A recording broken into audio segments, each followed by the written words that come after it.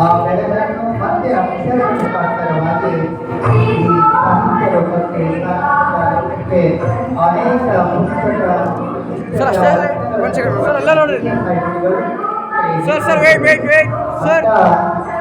ಸಾಹಿತಿಗಳಾದ ಹೇಮಗಳ ಉದ್ಘಾಟನೆ ನಾಡಿನ ಸಮಾಜ ವಿಕಾಸ ಸಂಸ್ಥೆ ಬೆಳಗಾವಿದೆ. ಆ ಮಹನೀಯರಿಗೆ ಯಾವುದೇ ಸಾಹಿತಿ ತನ್ನ ಪುಸ್ತಕದಲ್ಲಿ ಬರೀ ಅಕ್ಷರಗಳಿರುವುದಿಲ್ಲ, ಅನುಭವದ ಸಾರ ಇರುತ್ತದೆ. ಎಲ್ಲ ಜ್ಞಾನಗಳನ್ನು ಬಿಡುವ ಹಾಗೆ ಅದು ಬರೀ ಹೊತ್ತಿಗೆ ಅಲ್ಲ, ಅದು ಅವನ ಅನುಭವದ ಬುದ್ಧಿ, ಅದು ಅವನ ಅಂತರಂಗದ ದೀಪದ ಬೆಳಕು.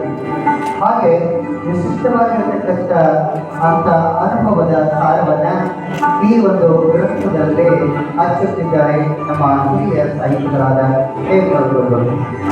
ಅದನ್ನು ನಾವು ನೀವೆಲ್ಲರೂ ಮುಂದುಗಡೆ ಸರ್ ನೋಡ್ರಿ ಸರ್ ಸರ್ ಅದೇ ರೀತಿ ಇನ್ನೂರು ಪೂಜ್ಯರು ಮಹಾಸ್ವಾಮಿಗಳು ಕಲಬುರಗಿ, ವಿಶ್ವಕರ್ಮ ಮಠ ಕಲಬುರಗಿ.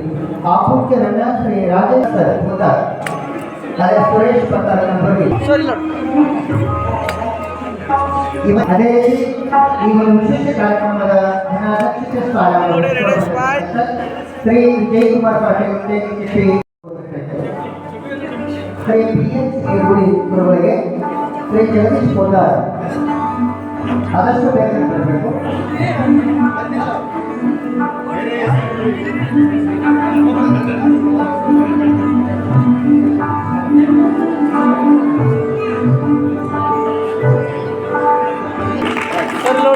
ಅದೇ ರೀತಿ ಈ ವಿಶೇಷ ಕಾರ್ಯದಲ್ಲಿ ಭಾಗಿಯಾಗಿರತಕ್ಕಂಥ ಶ್ರೀ ಚಿದಾನಂದ ಆಚಾರ್ಯ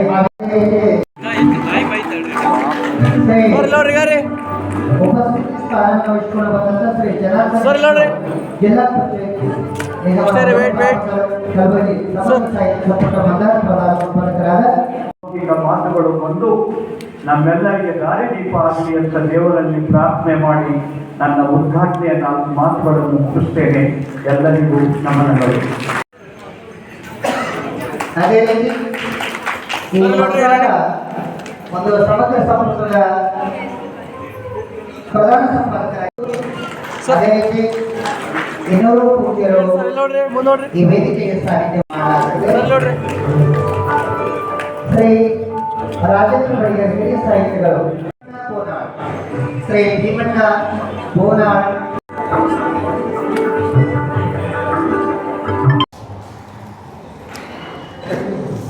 ನನಗೀಗ 80ರ ಹರೆಯ.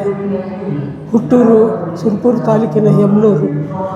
ಮತ್ತು ವಿದ್ಯಾಭ್ಯಾಸ ನಮ್ಮ ಕಾಕ ದೇವೇಂದ್ರಪ್ಪ ಮಾಸ್ತರ್ ಅವರು ಎಲ್ಲೆಲ್ಲಿ ವರ್ಗವಾಯಿತು ಅಲ್ಲಲ್ಲಿ ನನ್ನ ಶಿಕ್ಷಣ ದೊರೆತು. ಶಹಾಬಾದಿನಲ್ಲಿ ಮೋಸ್ಟ್ಲಿ ನಾನು ಅಲ್ಲಿ HSC ಮುಗಿಸಿದೆ 1962ರಲ್ಲಿ. ನಂತರ ಬಡತನದ ಒಂದು ಪರಿಸ್ಥಿತಿಯಿಂದಾಗಿ ಪಾಲಿಟೆಕ್ನಿಕ್ ಮುಂದುವರಿಸಲಾಗಲಿಲ್ಲ. ಸ್ಟೆನೋಗ್ರಾಫಿ ಮಾಡಿದೆ. ಆಮೇಲೆ ನಾನು ಕೋರ್ಟ್ ಮತ್ತು ಅಂಚೆ ಕಚೇರಿ, ವೇಟ್ಸ್ ಆ್ಯಂಡ್ ಮೆಜರ್ಸ್ 3 ಕಡೆಗೆ ನನಗೆ ಅಪಾಯಿಂಟ್ಮೆಂಟ್ ಲೆಟರ್ಸ್ ಬಂದು ನಾನು ಕೋರ್ಟ್ ಸೇರಿದೆ ಆ್ಯಸ್ ಎ ಸ್ಟೆನೋಗ್ರಾಫರ್. ಅಲ್ಲಿ ಮುನ್ಸಿಪ್ ಮ್ಯಾಜಿಸ್ಟ್ರೇಟರ ಜಡ್ಜ್ಮೆಂಟ್ ಎಲ್ಲ ಬರ್ಕೊಳ್ಳೋದು ಮಾಡೋದು. ಸುರ್ಪುರು, ಚಿಂಚೋಳಿ, ಕಲಬುರಗಿಯಲ್ಲಿ ನಾನು ಕೆಲಸ ಮಾಡಿದೆ. ಅನಂತರ ನಾನು 1964ರಿಂದ 67 ಕೋರ್ಟ್ದಲ್ಲಿದ್ದೆ. 67ರಿಂದ 73ವರೆಗೆ ACCಯಲ್ಲಿ ಬಂದೆ ಅಷ್ಟೇನೋ ಅಂಥೇಳಿ. ಆಮೇಲೆ 73ರಿಂದ 2001ರವರೆಗೆ ನಾನು ಸಿಮೆಂಟ್ ಕಾರ್ಪೊರೇಷನ್ ಆಫ್ ಇಂಡಿಯಾದಲ್ಲಿ PS ಟು ಜನರಲ್ ಮ್ಯಾನೇಜರ್, ಅಂದರೆ private secretary to general manager ಅಂತ ಕಾರ್ಯನಿರ್ವಹಿಸಿ 10 ವರ್ಷಗಳ ನಂತರ ನನಗೆ ಅವರು ಸೇಲ್ಸ್ನಲ್ಲಿ ತಗೊಂಡ್ರು. ಅಲ್ಲಿ ನಾನು ಅಭಿವೃದ್ಧಿ ಹೊಂತ sales officer, senior sales officer, deputy manager, ಆಮೇಲೆ ರೀಜ್ನಲ್ ಮ್ಯಾನೇಜರ್ ಅಂಥೇಳಿ ನಾನು ನಿವೃತ್ತನಾಗಿದ್ದೆ 2001ರಲ್ಲಿ. ಆ ನಂತರ ನಾನು ಸಾಮಾಜಿಕ ಚಟುವಟಿಕೆಗಳಲ್ಲಿ ತೊಡಗಿಕೊಂಡೆ.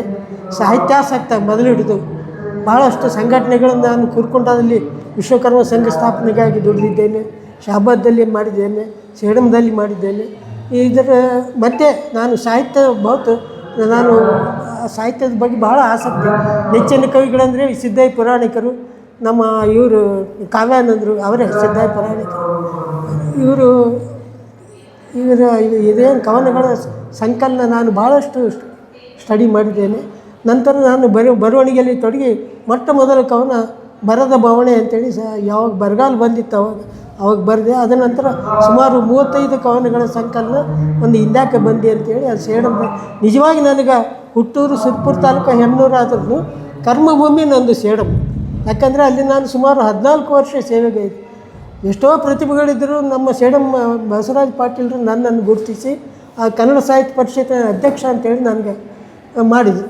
ಅದೇ ಒಂದು ಸಂದರ್ಭದಲ್ಲಿ 1981ರಲ್ಲಿ ನಾನು ಒಂದು ಬೃಹತ್ ಸಾಹಿತ್ಯ ಸಮ್ಮೇಳನದಲ್ಲಿ ಸೇಡಂ ತಾಲೂಕಾ ಮಟ್ಟದಲ್ಲಿ ಆಯೋಜನೆ ಮಾಡಿದ್ದೆ. ಅದಕ್ಕೆ ಡಾಕ್ಟರ್ ಕೆ ಮುದ್ದಣ್ಣವರು ಉದ್ಘಾಟನೆ ಬಂದರು. ಆಮೇಲೆ ಜವರೇಗೌಡರು ಬಂದಿದ್ದರು. ನಂತರದಲ್ಲಿ ಅಲ್ಲಿ ಸಾಹಿತ್ಯಾಸಕ್ತರ ಆಸಕ್ತಿ ಮೇರೆಗೆ ನೃಪತುಂಗನ ನೆಲೆದಂತೇಳಿ ಒಂದು ಸಂಸ್ಥೆಯನ್ನು ನಾವು ಕಟ್ಟಿದ್ದೇವೆ. ಅದರ ನಾನು ಸಂಸ್ಥಾಪಕ ಸದಸ್ಯ. ನಂತರ ನಾನು ವಿವಿಧ ಕಡೆಗೆ ನಾನು ಕೆಲಸದಲ್ಲಿ ಹೋಗಬೇಕಾದ ಬಂದ ಕಾರಣ ಆ ಚಟುವಟಿಕೆ ಸ್ವಲ್ಪ ಕುಂಠಿತಗೊಂಡಿತು. ನಾನು ಮಧ್ಯಪ್ರದೇಶದಲ್ಲಿ ಕೆಲಸ ಮಾಡಿದ್ದೇನೆ, ಕೇರಳದಲ್ಲಿ ಕೆಲಸ ಮಾಡಿದ್ದೇನೆ, ಬೆಂಗಳೂರಲ್ಲಿ 6 ವರ್ಷ ಕೆಲಸ ಮಾಡಿದ್ದೇನೆ ಮತ್ತು ಹೈದರಾಬಾದ್ ಬಂದ ನಂತರ ನಾನು ರಿಟೈರ್ ಆಗಿದೆ. ನನ್ನ ಸಾಹಿತ್ಯ ಕೃತಿಗಳಂದರೆ 2 ಸಂಕಲನ. ಒಂದು ಹಿಂದ್ಯಾಕೆ ಬಂದು, ಇನ್ನೊಂದು ನೆನಪು 100 ತರಹ.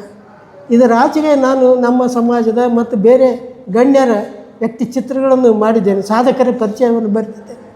ಆಮೇಲೆ ಧಾರ್ಮಿಕ ಲೇಖನಗಳು ಆಗಲಿ, ಉಪನ್ಯಾಸಗಳನ್ನು ನೀಡಿದ್ದೇನೆ. ಅನೇಕ ಕವಿಗೋಷ್ಠಿಗಳ ಅಧ್ಯಕ್ಷನಾಗಿ, ಕವಿಯಾಗಿ, ಅತಿಥಿಯಾಗಿ ಭಾಗವಹಿಸಿದ್ದೇನೆ. ಮತ್ತು ಹಲವಾರು ಪ್ರಶಸ್ತಿಗಳು ಕೂಡ ನನಗೆ ಸಂದಿವೆ, ಸುಮಾರು 9-10 ಪ್ರಶಸ್ತಿ. ಅದರಾಗ ವಿಶ್ವಕರ್ಮ ರತ್ನ, ಕನ್ನಡ ಸಿರಿ ಮತ್ತು ಸಾಹಿತ್ಯ ಬ್ರಹ್ಮ ಇಂಥವೆಲ್ಲ ಪ್ರಶಸ್ತಿ ಸ್ವಲ್ಪ ನೋಟೆಡ್. ಅವು ನಮ್ಮ ದೇವಾನಂದ ಪ್ರಿಯ ಪ್ರಶಸ್ತಿನೂ ಕೂಡ ಈ ಶಿಕ್ಷಣ ಸಂಸ್ಥೆಯವರು ಕೊಟ್ಟರು, ಇನಾಮದಾರ್ ಶಿಕ್ಷಣ ಸಂಸ್ಥೆ. ಇಷ್ಟು ನನಗೆ ಈ ಒಂದು ಸಾಹಿತಿಗಳ ಒಡನಾಟ, ಅವರ ಪ್ರೇರಣೆ ಇದೇ ನನಗೆ ಈ ಸಾಹಿತ್ಯದಲ್ಲಿ ಹೆಚ್ಚಾಗಿ ತೊಡಗಲು ಸಹಕಾರಿಯಾದವು.